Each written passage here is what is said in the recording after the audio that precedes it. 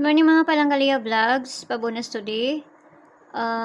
Sa manioy, date 11/20/25, July. Nakulangan ba nag-July?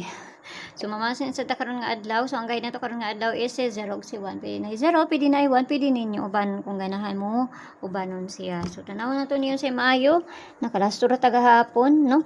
Puro mandubol, oy.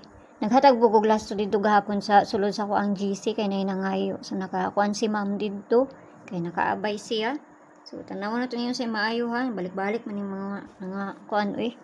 So, ang pabonus sa to gahapon kay si 485, no? Muna itong kuan gahapon, pabonus. So, tanaw na to niyo sa maayo, ani. So, ang pera to gahapon, ay mo kalimot, kay ang bisper na to karon nga adlaw is ako lang siyang gibali, no? Muna yung bisper na to karon nga adlaw. Muna itong bisper na to karon nga adlaw. So, gahapon is kanima ni, so ayaw mo pagkumpiyansa ani, kay usay mabaliktad biya na.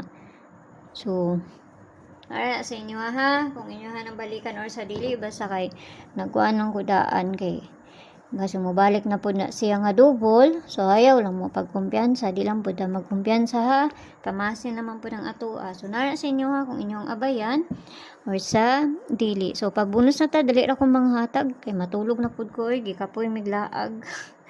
Okay, so pag bonus na to karon nga adlaw 0. Muna to ang pabonus ha. So, kana lang ka ni bahala na, plus minus raman na unsay kakuan ninyo ana, no?